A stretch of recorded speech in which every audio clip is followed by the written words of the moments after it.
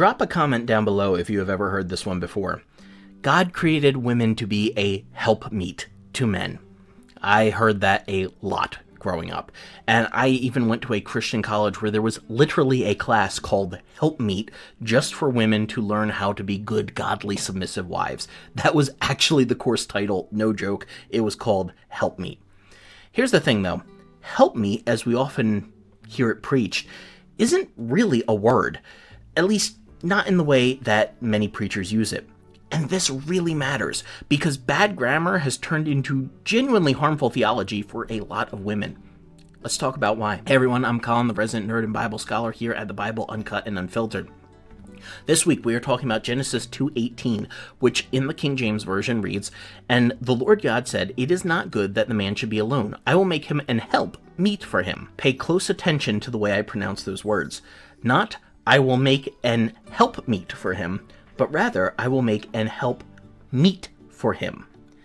See, what has happened over time is that we have kind of smushed those two words, help and meet, together and created a compound noun that never really existed. Help meet is this word that is used to define women's entire purpose as subordinate helpers of men. There are entire ministries, conferences, and yes, even Bible college classes built around this concept. But here's what you need to know. That's not what the text says. If you are actually paying attention, you may notice that in the King James, there is a break between those two words. So you have these two separate words, help and meet. Help is a noun. It's the helper part of it. And meet, that is an adjective, meaning suitable, appropriate, or fitting. It's an older English word of saying appropriate. So when you see meet, M-E-E-T, in 1600s English, think a fitting companion or a suitable partner.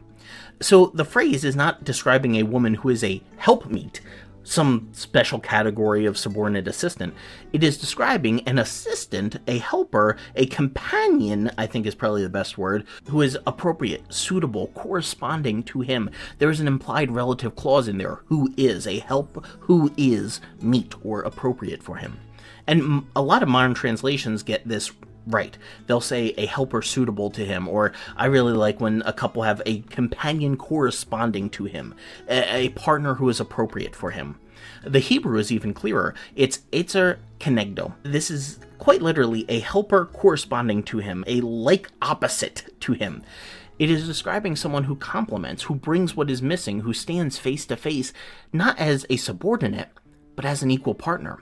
And this is where things get really interesting. I'm not just trying to bring some liberal theology here, all right? The Hebrew word etzer, that helper word, it shows up a handful of times in the Hebrew Bible, and you know who it most often describes? Not Eve, God. It is used of God helping Israel over and over. God is our help. The Lord is my helper. If helper meant subordinate sidekick, we would have some serious theological problems on our hands. The word etzer does not imply a hierarchy where whoever they are an etzer to is of greater status than them. No, it implies bringing strength, aid, a perspective that the other person desperately needs. It is about partnership, not subordination. So what happened? How did we get from suitable partner to an entire theology of female subordination? Well, there's a lot that goes into it, and certainly quite a bit from Paul that is an entirely different video for another day. But a good bit of it is this simple grammatical misunderstanding from how English has changed over the last 400 years. Preachers who sadly haven't even taken the time to notice the presence of a space in between the words help and meet have turned this into a compound noun that never existed and built an entire system of gender hierarchy on top of it. And then we refuse to update our understanding even when better translations and Hebrew scholarship have become available. And I'm not saying this is the fault of the King James. It was a good translation for its time. But words change. English changes. We don't say thee and thou anymore. We don't say meet when we mean suitable. Language evolves, and our understanding should evolve with it.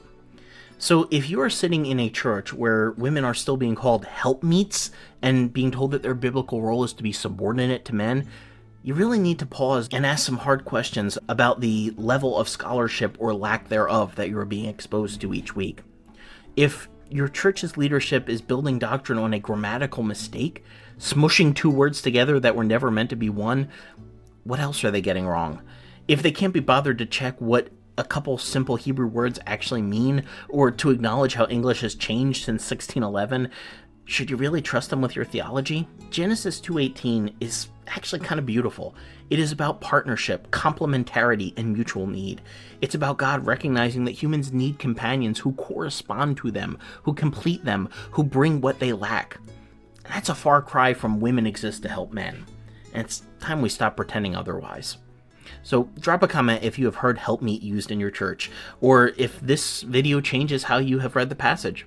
Love to talk about it with you.